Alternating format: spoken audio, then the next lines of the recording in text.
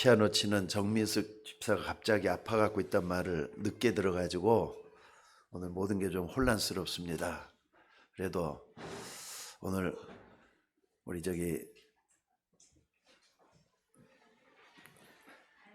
다행이가 이렇게 갑자기 이렇게 좀 거지를 않고 이렇게 하나님 은혜 속에서 피아노를 치게 돼서 너무 고맙고, 오늘 또 많은 분들이 교회를 찾질 못했습니다. 그런 가운데에서도 하나님은 우리의 중심을 받으시고 예배를 받을 줄로 믿습니다. 아무리 적어도요, 하나님께 중심, 진실한 거, 우리의 양심으로 예배하는 우리가 되셔야 될 줄로 믿습니다. 제가 상기동에 와가지고 처음 교회를 시작할 때는 개척교회부터 시작을 했었습니다. 근데 사실은 큰 교회에 있다가, 큰 교회 부목으로 있다가 이쪽으로 올 때는 아무것도 없는 호롤 단신으로 왔었거든요. 굉장히 어려웠습니다. 근데 그때 어느 집사님 한 분이 교회를 찾아오셔가지고 교회를 오시게 됐어요. 근데 그분이 저 신내동에 있는 언니한테 한번 예배 좀 드려달라 해가지고 신내동을 갔었습니다.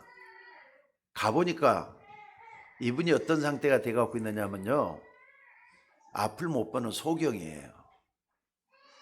앞을 보지 못하기 때문에 얼마나 답답하겠어요. 옛날에는 소경이다 할 때는 길에서 말이죠, 지팡이로 뚝뚝뚝뚝 때리면서 가는 이것만 봤지, 진짜 옆에서 일거이투족을 볼 수 있는 기회가 없었는데, 예배 드리고 나서 이제 그분이 짜장을 시켜주시면서 같이 식사하는데 참 안쓰럽기도 하고, 또 그 모습이 말이죠, 너무 마음속에 와닿아서 말이죠, 지금까지도 기억이 나요. 짜장면을 드시는데 입으로 들어가는지 코로 들어가는지를 모를 정도로 말이죠, 당황을 하면서 식사를 하시더라고요. 소경이기 때문에 혼자서도 입으로 잘 넣을 것 같은데도 그게 마음대로 안 되는가 봐요. 갑자기 목사님이 오셔서 그런지는 모르겠습니다. 그런데 옆에서 보는 사람도 참 답답한데 본인이냐 오죽하겠어요. 특히나 제가 이제 안경을 써도 말이죠, 글자가 어떤 때는 좀 잘 안 보이는 때가 있어요. 그래서 자꾸 실수를 하고 그러는데, 여러분들, 저도 이렇게 좀 육신의 눈이 이렇게 안 좋으면은 답답한데 안 보이니까 말이죠, 평생을 앞을 못 봤던 사람들이 오죽이나 답답하겠어요. 자, 그런데 여러분들, 그거보다 더 무서운 일이 있습니다.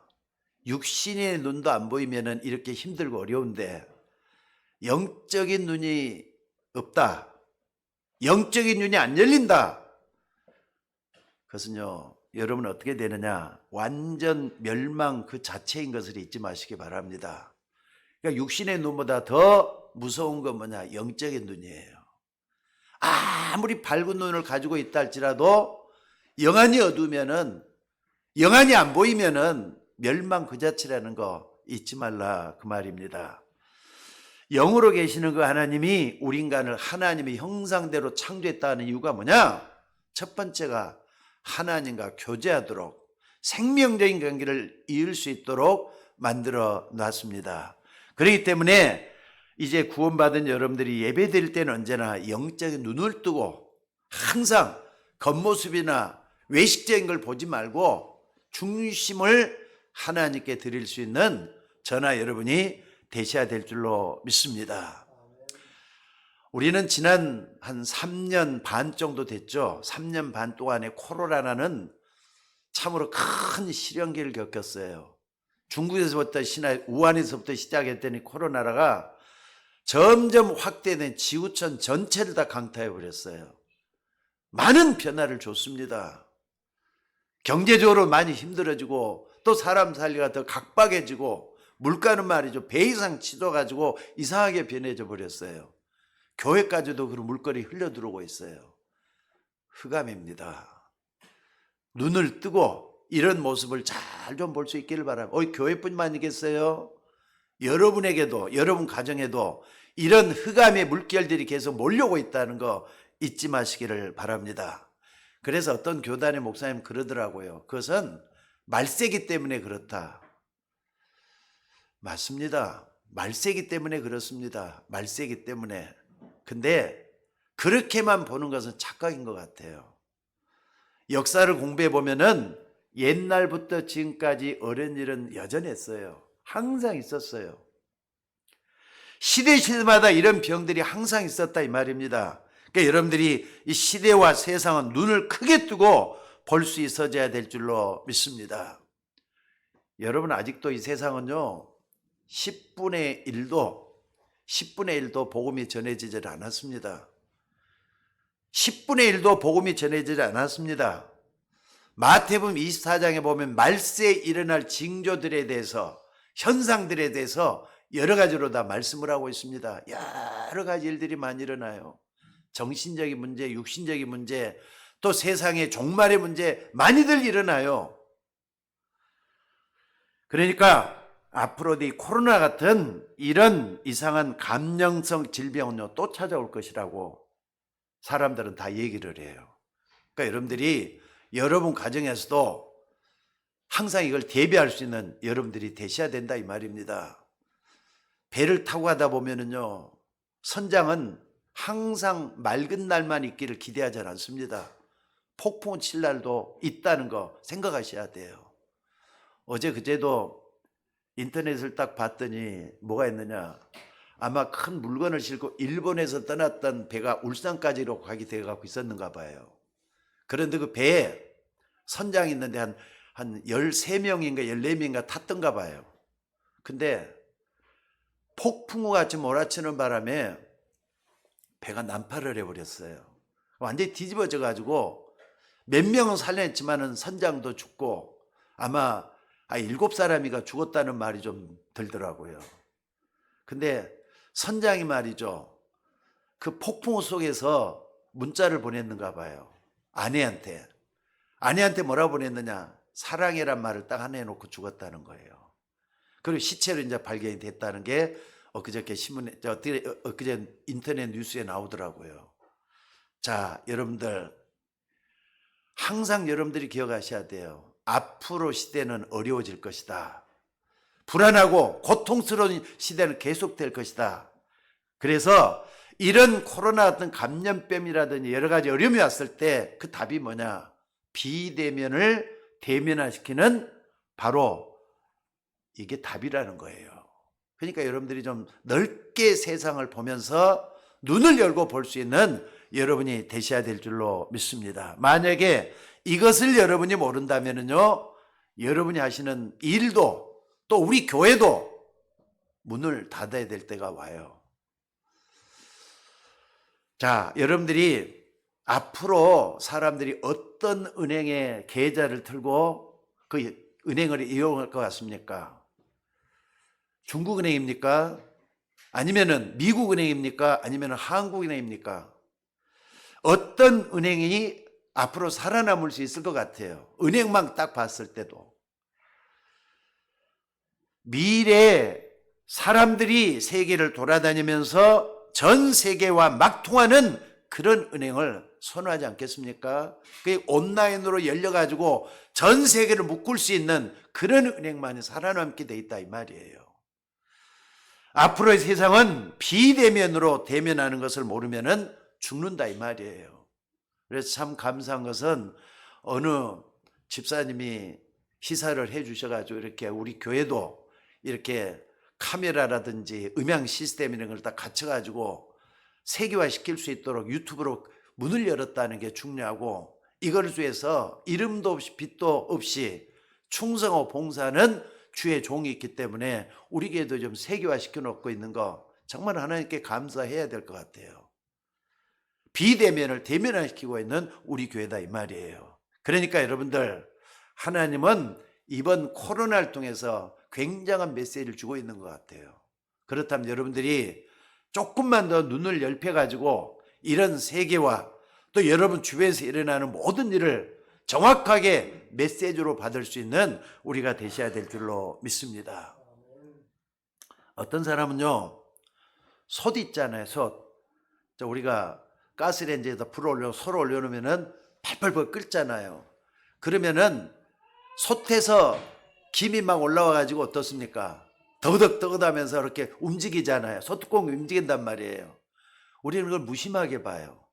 그런데 스티븐스라는 사람, 그러니까는 영국의 스티븐이라는 사람이 그걸 딱 보고는요, 야, 저거 가지고 열차도 움직일 수 있겠다. 사람이 타고 다니는 열차도 움직이겠다 해갖고 만들어낸 게 뭐냐? 전기 기관차잖아요. 이게 발달돼 갖고 디젤 기관차로, 이제는 전기 기관차로, 전철도 이래 갖고 다 생긴 거예요. 인간은 끊임없이 발달하는데 잘 한번 생각을 해보시기 바랍니다. 또 뿐만 아니라 어떤 사람이 우리가 만나서 대화하는 건 한계가 있다. 안 만나고도 새가 통할 수 없는 것이 없을까 하면서 미국의 크라운 벨이 만들어낸 게 바로 전화기예요. 근데 이게 어느 날 딱 보니까 여러분들이 무선 전화, 핸드폰까지 발전이 돼가고 있다 이 말이에요. 시작은 별것 아닌 것부터 시작을 했는데 평범해 보는 사람이 있는 반면에 이것을 정말로 뭔가 중요하게 보고 시작했던 사람들이 있었다 이 말입니다. 또 하나 말이죠. 뭐 여러 가지가 많이 듣겠지만 하나만 더 예를 들자면은 영국의 뉴턴이라는 사람이 나무에서 사과가 떨어지는 걸 보고 서로 무게가 있는 어떤 물체끼리 서로 만나면은 끌리는 게 있겠구나 해갖고 만들어진 게 만류 인력의 법칙이잖아요. 나중에 어떻게 됐느냐? 우주과학까지 발달했어요. 지구가 말이죠. 타원의 형태로 어떻습니까? 서로 돌고 있다 하는 것까지 다 발명이 되고 그렇게 나왔어요. 그러니까 작은 시작은 어마어마한 인간의 삶을 바꿔놨다고 하는 사실입니다. 자, 그렇다면은 오늘 여러분이 본문을 보면서 정말로 중요한 답을 얻어낼 수 있는 여러분이 되시기를 주의 이름으로 축원합니다. 여러분이 하는 사업, 또 여러분이 하는 모든 것, 또 우리 교회가 세계화시키지 않으면 안 된다 이 말이에요. 목사님 몇 명 모이지 않는데서 뭐 세계화할 필요가 뭐가 있겠습니까? 하지만은요, 여러분 생각은 세계화 쪽으로 가져야 되는 거예요. 사실 237 비대면으로 예배하지 못한다면은 아마 우리 교회도 문을 닫아야 될지도 몰라요. 그러니까 여러분들이 비대면을 대면할 수 있는 이게 일상이 되면은 모든 게 다 가능해져. 이걸 생각의 축으로 옮겨야 된다 이 말이에요. 그래서 비대면의 대면가 이루어지게 만들어지는 우리가 되셔야 될 줄로 믿습니다. 자, 그렇다면은 여러분들이 집에서 어떻게 예배를 드립니까? 지금도 예배하시는 우리 권사님, 우리 또 성도님들도 계시는데 여러분들 예배 드릴 때 구경하는 식으로 예배하지 말았으면 좋겠어요. 예배는 구경하는 거 아닙니다. 함께 참여하는 겁니다. 그렇기 때문에 이 예배를 통해서 정성껏 하나님을 배움는 마음으로 예배하셔야 돼요. 하나님이 모르시겠어요? 우리 예배를 어떤 모습, 어떤 마음 상태를 가지고 예배하는지 하나님 모르시겠어요? 그렇기 때문에 여러분들 아무리 비대면으로 예배를 드려도 교회에서 하는 거하고 똑같은 모습으로 좀 더 철저하게 여러분 마음을 열고 예배할 수 있어져야 된다 이 말이에요. 또 이런 얘기는 항상 할 수도 없잖아요. 오늘 비대면의 대면화 굉장히 중요한 말이에요. 여러분 이 말씀이 좀 상당히 이슈로 다가오고 있는 말씀이에요. 비대면의 대면이란 말이에요. 예수님은 모든 민족에 복음이 증거된 후에 끝이 온다 그렇게 말씀을 했습니다. 저는 이 말씀을 믿습니다. 그러니까 복음 전해질 때까지는 아직까지 끝이 안 와요. 그렇다 방종해서도 안 되잖아요. 내가 어디에 마음을 담고 있어야 되겠구나 하는 게 나오잖아요. 이 모든 민족이 복음이 전파된 뒤에 끝이 올 것이다. 자, 그렇다면은 어떻게 전 세계에 복음이 갈 수가 있겠습니까? 우리나라에서 말이죠. 세계를 향해서 갈 수 있는 방법 뭡니까? 237 나라 5천 종족에게 복음이 갈 수 있는 방법은 비대면의 대면하란 말이에요. 또 전 세계에 있는 모든 사람들이 우리 교회 또 뭡니까? 여기로 올 수 있는 것이 뭡니까? 바로 비대면의 대면하란 말이에요. 이걸 놓치지 말고 붙잡는 여러분이 될 수 있기를 바랍니다. 우리 교회도 전 세계 모든 사람들이 듣는 거 아니지만은요, 우리 박주아 권사가 수고하고 이렇게 헌신적으로 해서 베트남에서도 듣고 있고 미국에서 듣고 있고 또 일본에서도 듣고 있고 그래요. 그러니까 이게 뭐냐, 점점 확산돼서 이런 모습이 우리 교회에서 안에서부터 시작될 수 있는 그런 역사가 일어나져야 될 줄로 믿습니다. 자, 이런 의미에서 오늘 본문을 한번 잘 좀 봐보시기 바랍니다. 이웃나라 애굽이 쳐들어와 가지고 유다 왕국의 요시야 왕을 죽여버렸어요. 요시야 왕은 참 하나님 앞에 충성스럽게 했던 사람인데 결국은 애굽이 죽인 거거든요. 그리고 큰아들은 말을 잘 안 듣는다고 납치해 버리고 작은 아들을 왕으로 세워놨단 말이에요. 그 왕이 누구냐? 여호야김이라는 왕이에요. 그리고 애굽에서는 여호야김을 왕으로 세워놓고 내 말을 들어야 된다는 거예요. 안 들으면은 너도 형처럼 없어지는 날이 있을 것이다. 엄포를 놓기 시작한 거예요. 그러면서 하나의 조건을 걸어놨어요. 여호야김에게 너희 나라에서 우리는 조공을 바쳐야 되는데 얼마의 세금을 바쳐라, 이렇게까지 얘기를 해놓고 애굽이 말이죠, 이스라엘 나라를 뒤에서 식민지 같이 이렇게 부리고 있는 거예요. 자, 가난한 유대 나라가 애굽에 거액의 세금을 내야 되니까 백성들이 굉장히 힘들지 않겠어요? 그때 하나님의 선지자 하박국에게 말씀을 주신 것이 오늘 본문 말씀의 배경입니다. 자, 그렇다면은 말씀의 배경 속에서는 꼭 좀 깨달아야 될 게 하나 있어요. 그게 뭐냐? 애굽은 벌써 말이죠, 나라를 침략해서 뭐든지 자기 것으로 삼겠다고는 세계와의 물결 속에 타고 있잖아요. 근데 이스라엘은 그렇게 하지를 못했다 이 말이에요.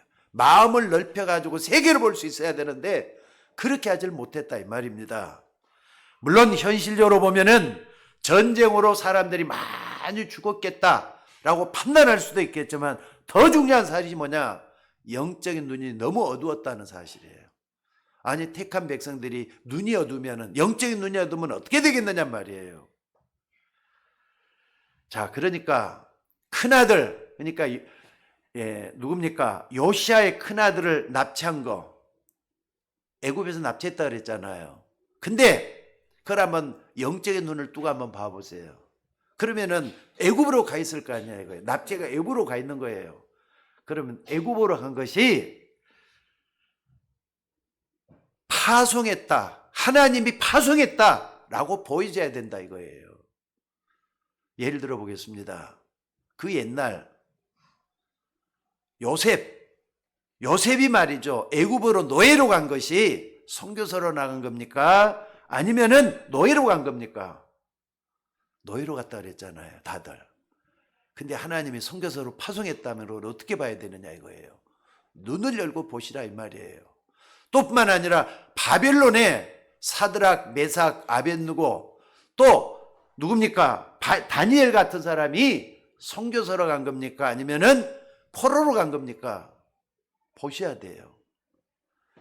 바벨론이 237 세계화되고 있다 그 말입니다. 그런데 오늘날 교회는 바로 세계화되지 못하고 한 동네에 머물고 있어요. 여러분의 생각도 자기밖에 모르는 굴레 속에서 빠져있다 이 말이에요.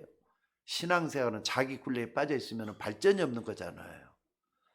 남도 좀 생각하고 교회도 좀 생각하고 여러분 주변도 좀 생각할 수 있는, 세계화할 수 있는 안목이 필요한 거 아닙니까? 더 무서운 게 있어요. 사단이 237 세계화 시키고 있다는 사실이에요. 점점 흑암의 물결이 퍼져나가고 있잖아요. 어디로? 전 세계를 향해서 퍼져나가.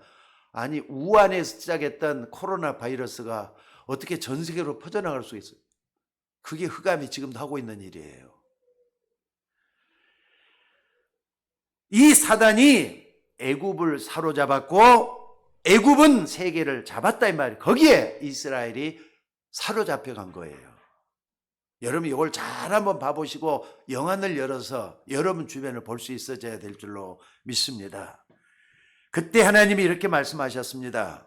오늘 본문을 한번 잘 보시기 바랍니다. 걱정하지 말라, 두려워하지 말라. 그리고 정한 때 종말이 속해 올 것이다.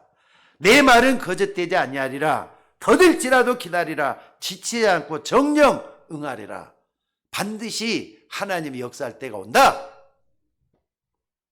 지금 이게 완전히 불가능한 때잖아요. 바벨론의 포로가 되고 있다 이 말이에요. 그 가운데서 하나님께서 하박국을 통해서 주는 말씀이 그겁니다. 그러고 난 다음에 아주 중요한 얘기를 했어요. 뭐라 그랬습니까?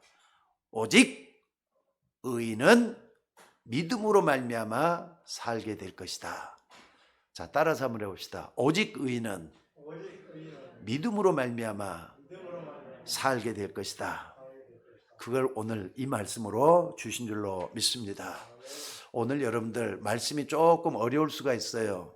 근데 말씀에 귀담아서 한번 들어보시기 바랍니다. 그럼 여러분의 현상, 여러분의 현실하고 하나님의 말씀 맞아 떨어지는 것들이 분명히 있다고 저는 믿습니다. 그래서 우리가 세상을 열심히 살고 성실하게 사는 것도 중요하지만은 하나님의 눈으로 세상을 볼 수 있고 여러분 가정을 볼 수 있고 나 자신을 볼 수 있는 눈이 열려져야 된다 이 말이에요. 그래서 우리는 여러분 주변에 또 우리 시대에 일어난 일들을 보면서 메시지를 좀 정확하게 붙잡을 수 있으면 좋겠습니다. 오늘 본론에 들어가기 전에 하나님이 뭐라고 했습니까? 1절을 잘 한번 봐보세요. 내가 파수하는 곳에 서서 하나님의 말씀을 기다린다 그랬어요. 파수한다, 지킨다는 말씀이잖아요. 나를 지키고 여러분 가정을 지키고 또 여러분 주변을 지키고 그 지키는 자리에서 하나님의 말씀을 기다리고 있다 말씀을 하고 있잖아요. 하나님은 여러분을 파수하는 곳에 세워 말씀을 주시겠다는 거예요. 지금도 하나님은 강단을 통해서 여러분 뭔가 중요한 메시지를 주고 있는 거예요. 이 눈을 못 뜨고 여러분 어떻게 세상의 어려운 풍파를 헤쳐나가고 여러분의 문제를 풀어나갈 수가 있겠습니까? 오늘 우리는 지금 예배드리고 기도하고 찬양하고 그러지만은 예배하는 이 시간에도 시대마다 또 전 세계적으로는 많은 일들이 일어나고 있어요. 그래서 하나님 주신 정확한 답을 좀 붙잡는 여러분이 될 수 있기를 바랍니다. 그래서 그 첫 번째로 여러분이 지금 붙잡고 있는 가운데 틀린 것에서 벗어나가지고 정확한 언약을 좀 붙잡을 수 있는 여러분이 되셔야 될 줄로 믿습니다. 그러니까 오늘 여기 2절에 보니까 뭐라 그랬죠? 너는 이 묵시를 판에 명백히 새기되 그랬어요. 이 묵시를 판에 명백히 새기게. 판에 새기라 무슨 말씀입니까?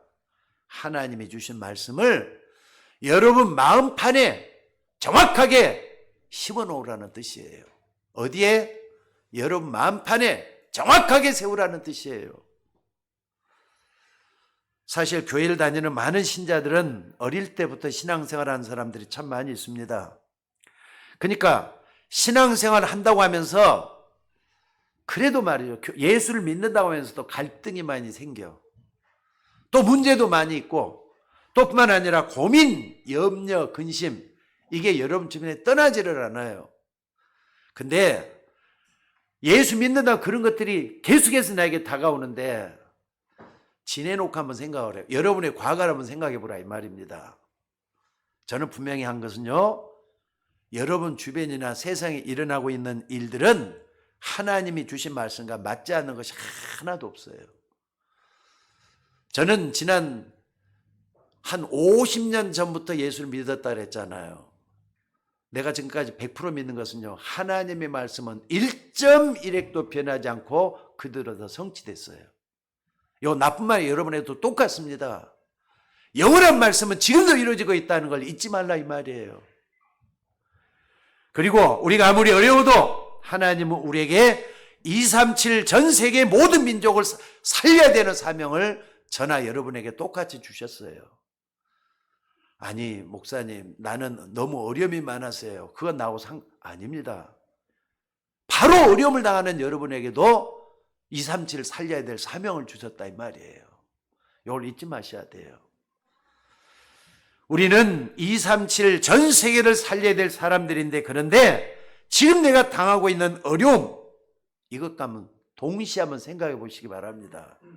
어려움을 줬는데 하나님 나에게 237 세계를 살리라고 사명을 줬다. 나하고 맞질 않잖아요. 자, 여러분들, 요셉이 지금 노예로 갔어요. 근데 이것이 하나님의 눈을 뜨고 보면은 애굽을 살리러 나가는 하나님의 계획이 들어있는 거 아닙니까? 그 눈을 뜨고 좀 보시라고요. 그러니까 내가 어디에 서 있는가 이게 보이잖아요. 여러분들, 요셉이 노예로 갔지만은 하나님의 계획은 하나하나 성취가 다 됐어요. 감옥에 갔다고요? 아니, 신앙을 지키기 위해서 말이죠. 보디발의 아내가 그렇게 유혹을 했잖아요. 욕을 했는데도 불구하고 거기에 넘어지질 않고 감옥에 들어가는 감수를 했지만은 하나님 거기서도 하나님 또 역사했잖아요. 나중에는 애굽의 총리가 돼가지고 어떻습니까? 온 애굽을 다스리면서 하나님을 증거했어요. 그러니까 이게 뭔가를 잘 보셔야 돼요. 오늘 여러분들 언약을 좀 꼭 붙잡으시길 바랍니다. 판의 세계라 그랬어요. 어떤 번역 성경에는요, 돌의 색이라고 됐습니다. 영원히 없어지지 않는 하나님의 말씀을 여러분 마음 깊은 곳에 심으라는 말이에요. 판의 색이라. 여러분 마음속에 움직이지 않는 파수하는 것처럼 심어놓으라 이 말이에요. 여러분 지금 애굽이 말이죠. 누굽니까? 요시아를 죽이고 포로 삼고 이런 식으로 했다 그랬잖아요. 그런데 애굽이 언제까지 갈 것 같습니까? 성경은 잠시라 그랬어요. 너의 형이 잡혀가고 아버지 왕이 죽고 이게 문제가 될 것 같으냐? 잠시라는 거예요. 의인이 고난하는 것처럼 보이느냐? 의인이 고난당하잖아요. 그것도 잠시라는 거예요.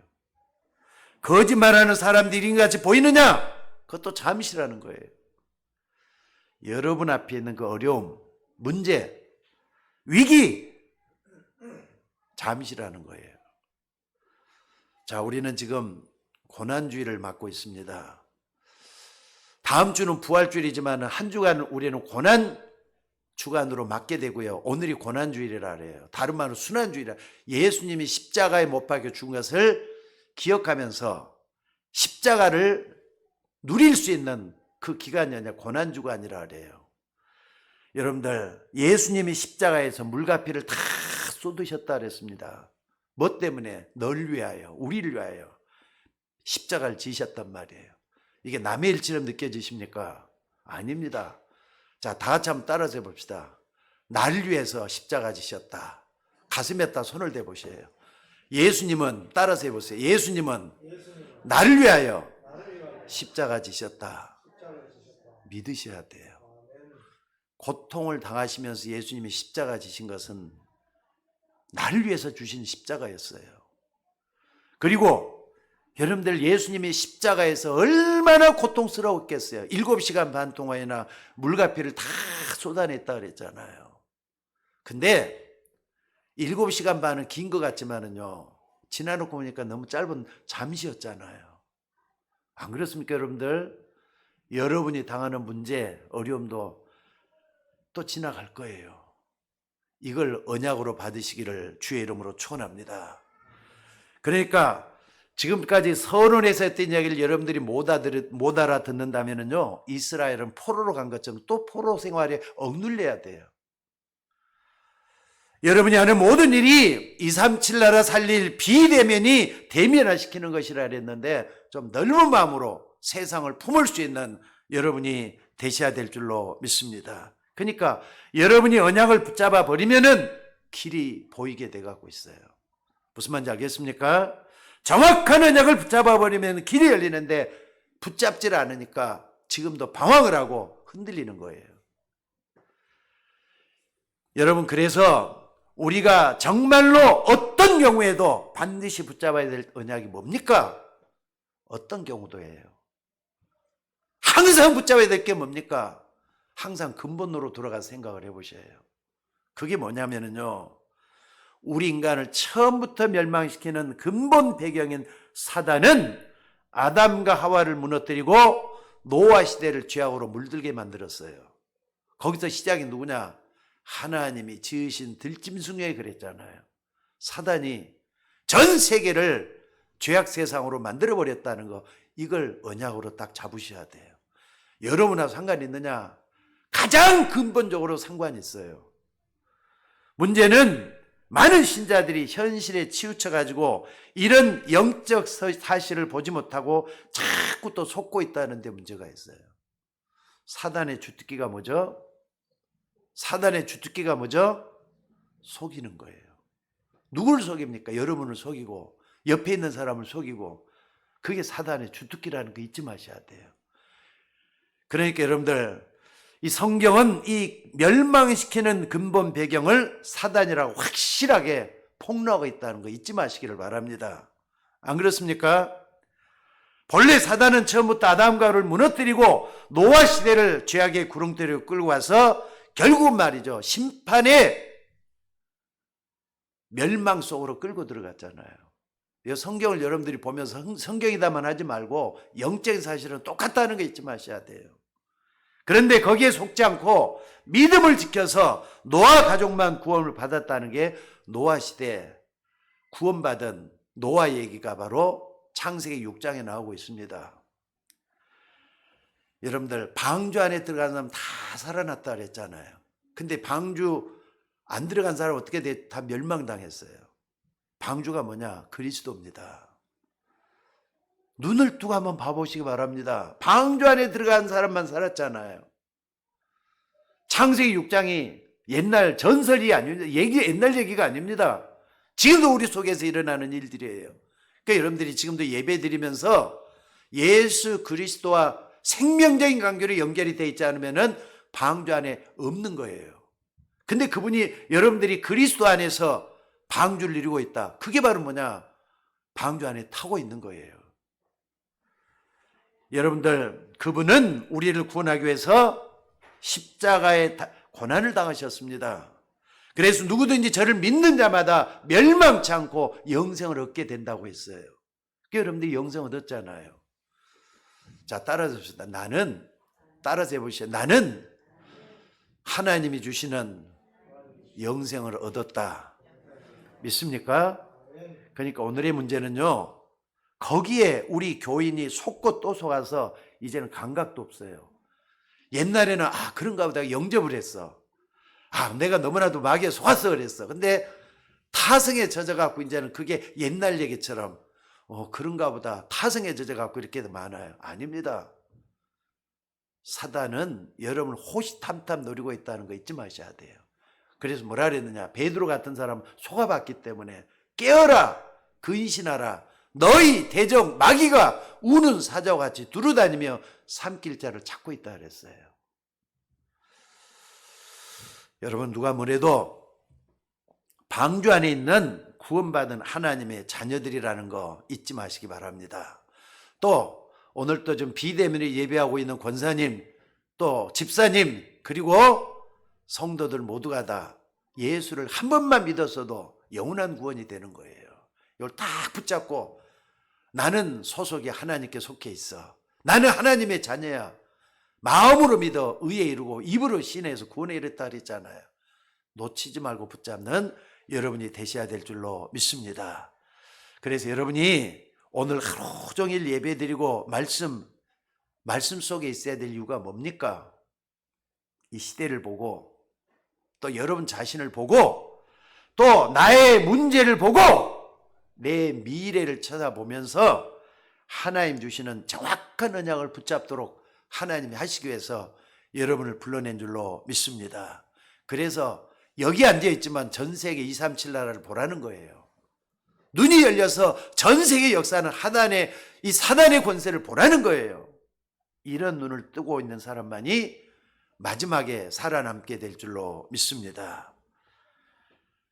솔직히 한번 봐보세요. 사람들은요, 전부 다 자기가 옳은 것처럼 하고 살아요. 남들한테 따라서 내 자존심 때문에 나를 높이고 핏대를 세우고 그래요. 나만 그럽니까? 저 사람 그러고 나도 그러는데. 근데 여러분 틀릴 때는 없었습니까? 목사인 저도 나를 생각해 보면 내가 이건 아니지 할 때가 많은데 여러분은 어떻습니까? 알량한 자존심 하나 때문에 서로 싸우다 보면요, 나만 앞세우고 있는 거예요. 내 생각만 옳다고 하고 있는 거예요. 저 사람이 볼 때는 자기가 옳은 것 같고 내가 볼 때도 내가 옳은 것 같고 서로 하다 보면 갈등만 생기고 어려움이 있잖아요. 거기서 여러분 갱신하셔야 돼요.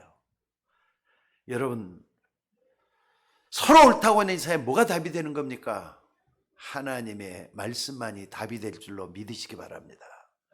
하나님 말씀만이 답이 되는 거예요. 하나님 말씀은 영원한 말씀이고요. 과거에도 답이 되고 오늘도 답이 되고 미래에도 답이 되기 때문에 영원한 말씀이라고 하는 거예요. 또 이 말씀은 살아서 움직이잖아요. 생명의 말씀이라 그래요. 또 이 말씀은 성취되는 말씀이에요. 말씀이 내 속에 이루어지기 때문에 여러분 말씀을 가볍게 여기서는 절대로 안 될 줄로 믿습니다. 그래서 이 영원한 하나님의 말씀을 돌판에 새겨서 내 인생의 영원히 남을 정확한 말씀을 붙잡으라 그 말이에요. 그리고 이 하나님 말씀은 영원한 말씀이라 그랬는데 그 하나님의 말씀이 오늘의 답이 된 게 그게 뭐냐? 언약이라 그래요. 그러니까 오늘도 여러분들이 하나님 주시는 음성이 있을 거예요. 아, 내 속에 내 마음, 내 양심에 부딪혀오는 말씀들 그게 뭐냐? 언약으로 잡으시면 돼요. 아, 내 어제도 몰랐는데 오늘 말씀을 들으니까 요게 내가 붙잡아야 되겠어. 레마로 다가오는 게 있다 이 말. 레마. 그게 언약이란 말이에요. 그러면서 더 중요한 말씀을 했어요. 하나님이 이 말씀을 돌판에 새기려 해놓고는 그 다음에 뭐라 그러냐? 오직 의인은 믿음으로 말미암아 살 것이다 그랬습니다. 이게 무슨 말이냐? 언약을 굳게 잡되 흑암에서 나와서 빛의 언약을 굳게 잡으란 말이에요. 빛이란 말이에요. 빛이란 말이에요. 한마디로 여러분이 어제도 붙잡고 오늘도 붙잡아야 될 복음을 얘기하는 겁니다. 여러분 속에 항상 복음이 살아있도록 만드셔야 돼요. 나를 거기다 내려놓고 복음이 움직일 수 있도록 만들어놔라 이 말이에요. 왜냐하면 이것만이 전 세계 흑암에 빠진 사람을 나를 포함해서 모든 사람을 다 살려냈기 때문에 낼 수가 있기 때문에 그렇습니다. 여러분 이것만이 모든 걸 다 초월할 수가 있어요. 이건 우리에게 능력으로는 불가능하지만은 여러분들 지금 사단이 전 세계를 사로잡고 있잖아요. 거기서 살려낼 수 있는 빛은 뭐냐? 그리스도밖에 없는 거잖아요. 그러니까 그리스도의 빛을 내 마음속에 담는 거 이게 필요하다 이 말입니다. 그래서 오늘 여러분들이 그리스도의 생명의 빛으로만이 가능하다는 걸 꼭 붙잡고 나는 부족하지만은 나는 연약하지만은 그리스도의 빛으로 나는 살아날 것이다. 여러분 꼭 좀 붙잡을 수 있기를 주의 이름으로 축원합니다. 그래서 오늘 여기 말이죠. 이것은 전 세계 모든 사람들에게 주는 것 같지만은 아닙니다. 그래서 여기 앞에 뭐라 그랬습니까? 의인은 믿음으로 말미암아 살리라는 그 앞에 딱 붙여놓은 말이 있어요. 그 앞에 무슨 말 했죠? 오직 의인은 그랬잖아요. 오직이라 그랬어요. 여러분들 성경에서 말하는 의인이 어떤 사람을 의인이라 그러겠습니까? 착한 사람입니까? 태어나가지고 죄를 한 번도 안 짓는 사람을 의인이라고 하겠습니까? 아닙니다. 로마서 3장 1절에 보니까 의인은 없나니 이 세상에 하나도 없다 그랬어요. 또 로마서 3장 23절에 보니까 모든 사람이 죄를 범하였음에 하나님을 알지 못한다 그랬어요. 그렇다면은 한마디로만 여기서 빠져나와가지고 복음을 믿고 의지하면서 하나님의 자녀가 된 사람을 의인이라고 하는 겁니다. 그러니까 여러분들이 어떤 사람이냐? 자, 따라서 해봅시다. 여러분 고백을 한번 대답을 해보세요. 여러분 예수 믿는 사람 맞습니까? 맞으면 아멘 좀 크게 하셔요. 예수 믿는 사람 맞습니까? 약하게 믿어도 강하게 믿어도 상관없어요. 예수 믿는 사람 맞으면 아멘 좀 크게 하세요. 의심하고 믿어도 괜찮아요. 여러분 예수 믿는 사람 맞습니까? 그 사람이 바로 의인이에요. 예수 믿는 사람이 의인이라 이 말이에요. 무슨 말인지 알겠습니까? 왜 오직이라 그랬느냐? 의인 되는 방법은 다른 방법이 없기 때문에 그래요. 다른 이름으로서는 구원할 수 없다 그랬잖아요. 천하인간에 구원 얻을 만한 다른 이름을 우리에게 주신 적이 없다 그랬어요. 그렇기 때문에 다른 것으로 된다는 그 착각을 좀 버리셔야 돼요. 예수 말고는 구원 받을 길이 없다 이 말이에요. 여러분들 이 흑암 세력은 여러분의 가정을 무너뜨리고 난 뒤에 창세기 6장에 보니까 후대를 무너뜨리고 11장에 보니까 여러분 산업까지 다 무너뜨리려고 한다고 말씀을 하고 있습니다. 왜? 그것 가지고 세계복음 할 수가 없기 때문에 그래요. 그러면 어떻게 하면 됩니까? 답은 간단해요. 흑암에는 뭐가 필요하죠? 어둠 속에는 뭐가 필요하죠? 빛이 간절히 필요해요. 그것처럼 여러분들 하늘로부터 이 생명 살리는 이 그리스도의 빛만 받으면 되도록 믿으셔야 되거든요. 그러니까는 내 주변의 영적인 흑암들을 보면서 이걸 살릴 수 있는 거 그리스도의 빛밖에 없다. 믿으시면 되는 거예요. 믿으시기를 주의 이름으로 축원합니다. 그래서 하나님 주시는 말씀을 통해서 항상 이 빛을 받을 수 있도록 달려가면서도 볼 수 있게 돌에다가 새기라고 하신 거예요. 그러니까 여러분 마음속에 뭘 심어야 되느냐? 복음의 빛으로 충만해지면 되는 거예요. 아, 복음이 얼마나 중요한 건데 내가 이 복음을 어떻게 받아들여야 되는데 하면 되는 거잖아요. 그러면서 오늘 말씀에 두려워하지 말라고 했다 그랬습니다. 내가 곧 응답하겠다. 조금 더딜지라도 기다리라 그랬어요. 그리고 내 말을 돌판에 세워서 달려가면서도 보도록 해라. 이 말씀의 의미가 뭐냐면 항상 언제든지 보도록 해라 이 말씀이잖아요. 그러니까 여러분들 마음 하나님의 말씀이 여러분 주변에 있기만 하면은 모든 것이 다 준비됐다 보시면 돼요. 다만 내 영적 자세가 뭐냐? 겸손해야 되잖아요. 나를 하나님 앞에 내려놓고 말씀 볼 수 있는, 말씀을 들을 수 있는 그런 준비를 하라 이 말이에요. 그러니까 여러분들 오직이라는 말을 썼다 그랬어요. 오직이란 말. 그러니까 여러분의 모든 문제의 답은요 바로 이 오직 속에서 다 얻으셔야 돼요. 그래, 나에게는 예수님밖에 없어. 예수님은 그리스도이기 때문에 나의 모든 문제를 다 그분이 다 해결하셔서 믿으시기를 주의 이름으로 축원합니다. 그래서 오직 의인은 믿음으로 말미암아 살리라 한 거잖아요. 자, 더 중요한 건 뭡니까? 세 번째로 말이죠. 과거에서 벗어나서 이제는 미래를 좀 붙잡도록 하셔야 돼요. 그렇게 하려면은 미래를 봐야 되니까 현실에는 참아야 될 인내가 필요하고 기다릴 때가 있어야 되는 거 아닙니까? 또 뿐만 아니라 준비를 보다 더 철저히 해야 돼요.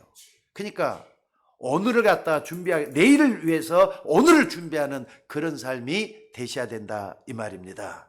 오늘 이 하박국에 나온 말씀을 여러분 누가 또 인용했는 줄 압니까? 구약 시대잖아요. 바벨론 시대니까 예수님 오시기 7년 전에 예언을 해놨던 문제예요. 근데 이 말씀을 바울이 또 인용을 했어요. 하박국에 했던 말씀 바울이 인용을 해갖고 나오는데 사실 바울이 뭐라 그랬느냐? 내가 복음을 부끄러워하지 않는다. 이런 말씀으로부터 시작을 했어요. 왜냐? 당시 사람들은요 바울을 미쳤다 그랬거든요.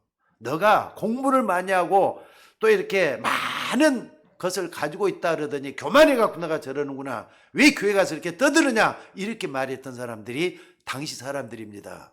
게다가 말이죠. 바울을 바리새인 중에 바리새인이라 그랬잖아요.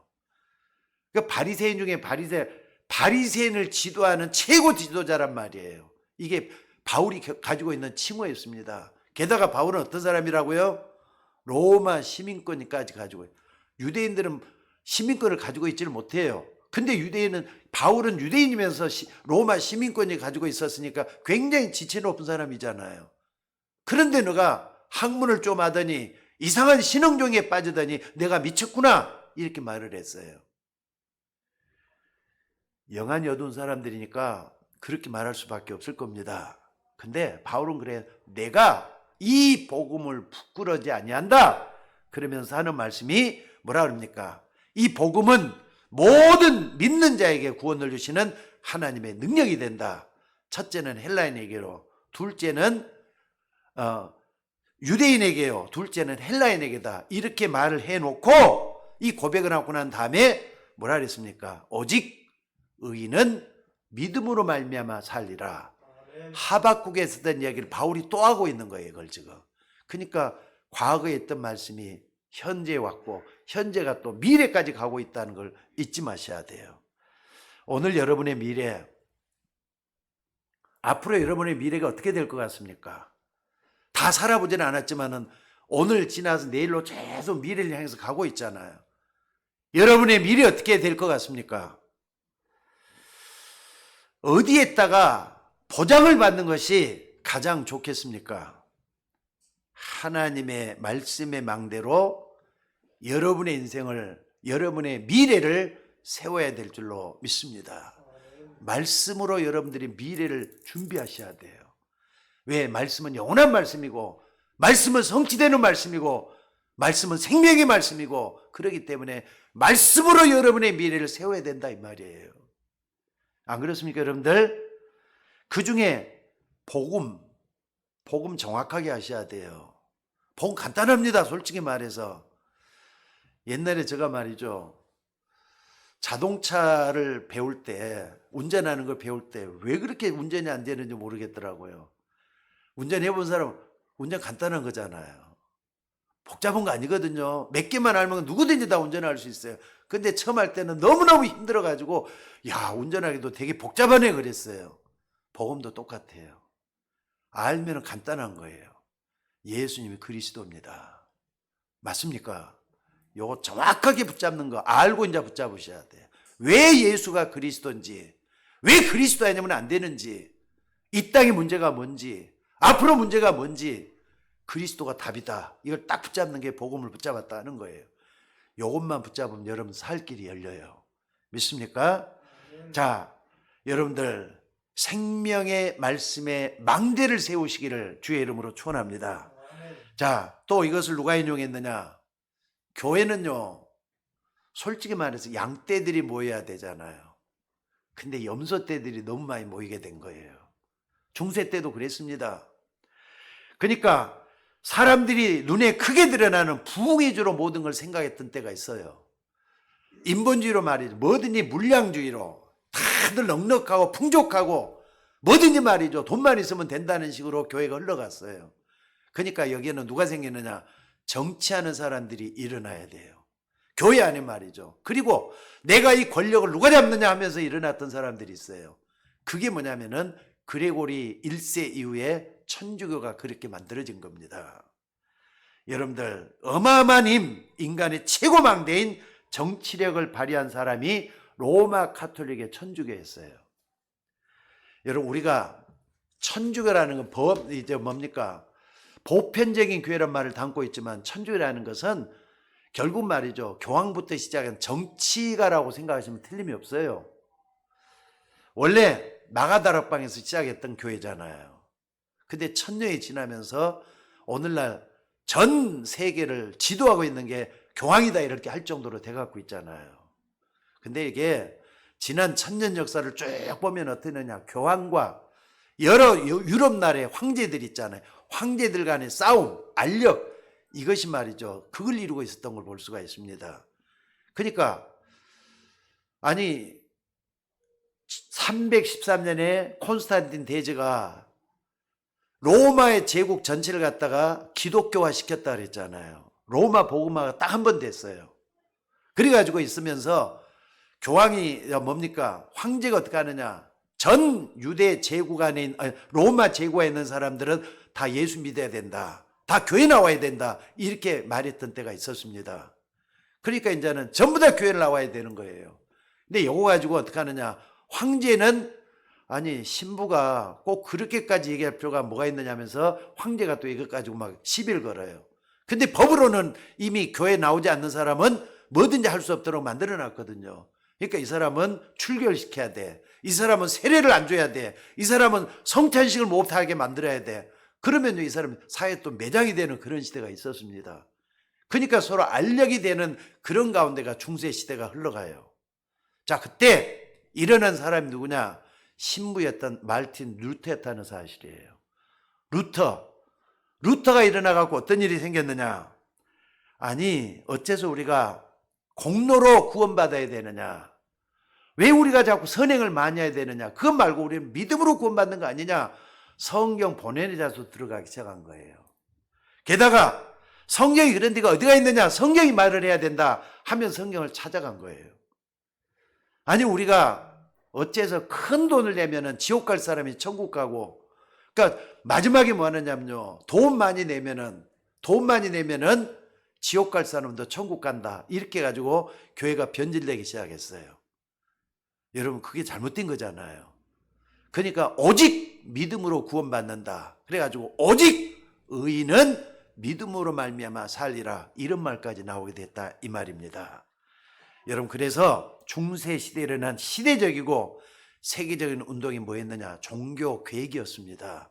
1517년에 났던 종교 개혁이 그래서 일어난 거예요. 근데 그때부터 전 세계 흑암이 꺾이기 시작을 했고 영적인 혼란들이 조금씩 사라지기 시작했던 걸 볼 수가 있습니다. 자, 결론적으로 말씀을 드릴게요. 지금 많은 사람들이 비대면으로 대면하는 그런 시대가 왔습니다.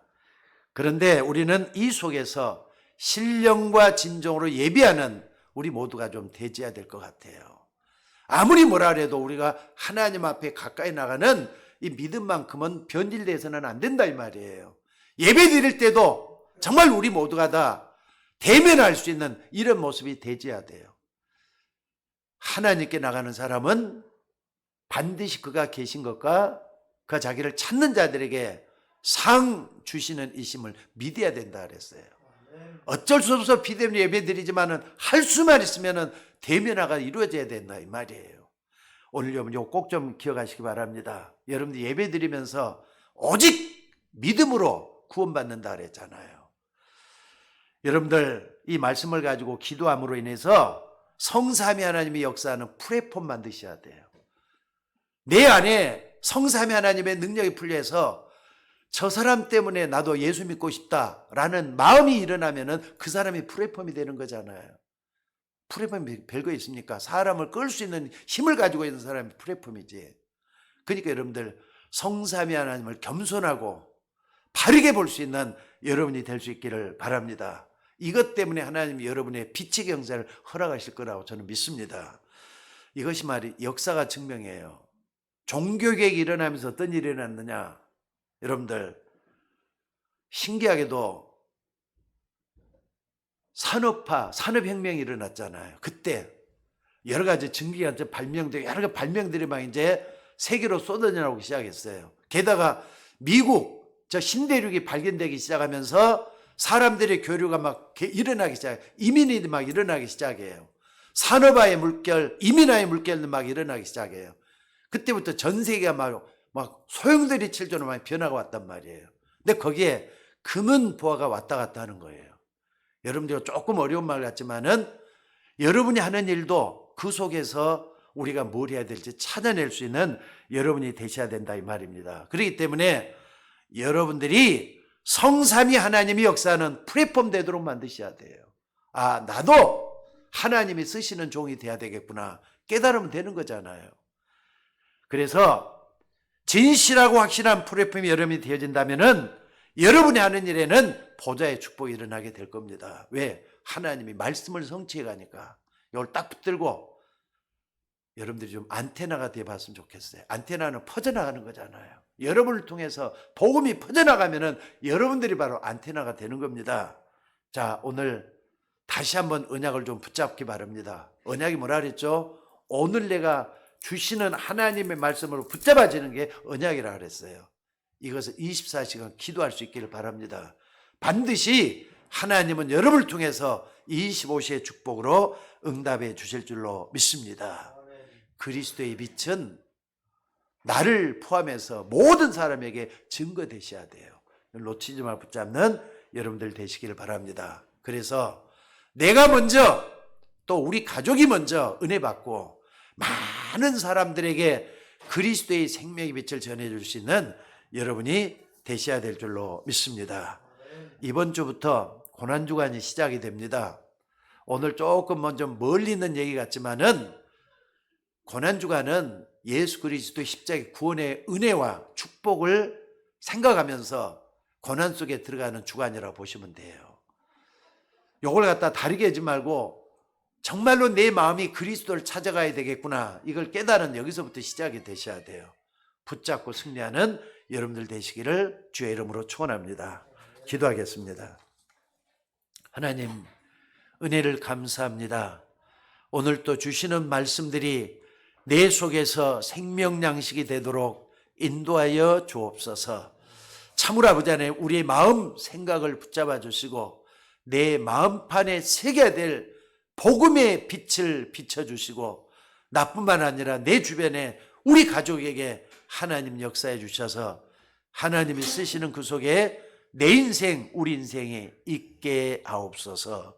이 고난주간에 주님의 십자가의 은혜가 넘쳐나도록 우리 마음과 생각을 붙잡아 주옵소서. 감사드리며 우리를 구원하신 예수님의 이름으로 기도드리옵나이다.